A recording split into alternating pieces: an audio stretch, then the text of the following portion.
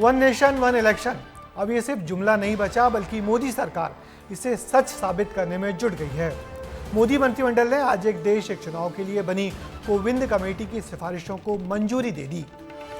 Committee की सिफारिशों को कानूनी रूप में बदलकर अब संसद में रखा जाएगा और फिर इसे विधानसभाओं में भी पास कराकर 2029 का लोकसभा चुनाव देश की सारी विधानसभाओं के साथ करने की मोदी सरकार ने ठान रखी है। वन नेशन वन इलेक्शन क्यों और क्या है, इस पहल के नफे नुकसान क्या हैं, देखिए हमारी रिपोर्ट में।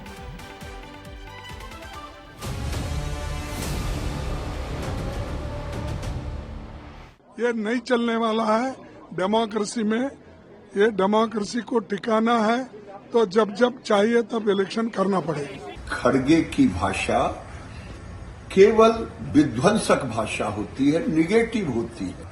ये देश के विकास के लिए जरूरी है वन नेशन वन इलेक्शन। इसमें राजनीति ना करे, राष्ट्र हित को राजनीति से ऊपर रखे। ये मोदी सरकार का तीसरा कार्यकाल है।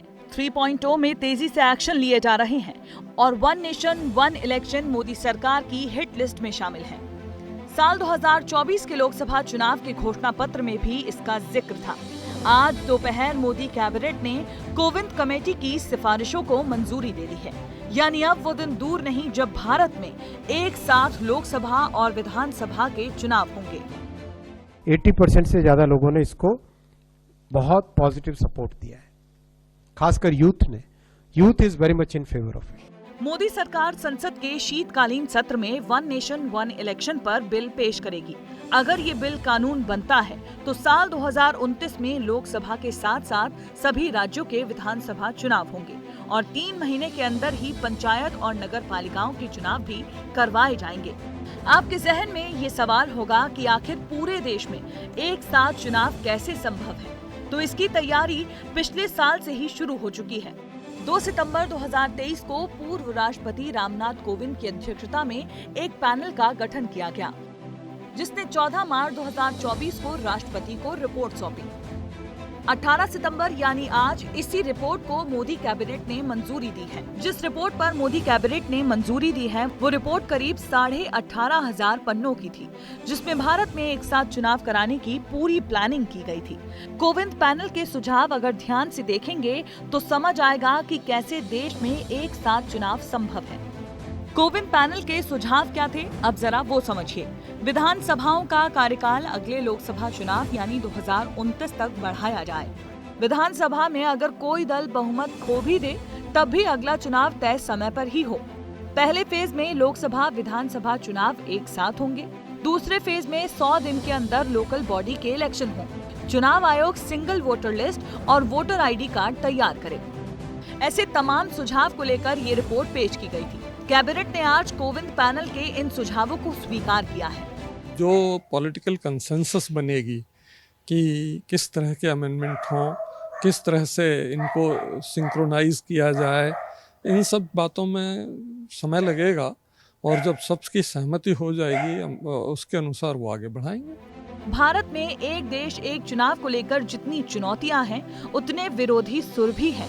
विपक्ष का कहना है कि जब केंद्र सरकार चुनिंदा राज्यों के चुनाव एक साथ नहीं करा सकती तो पूरे देश में एक साथ चुनाव कैसे संभव है।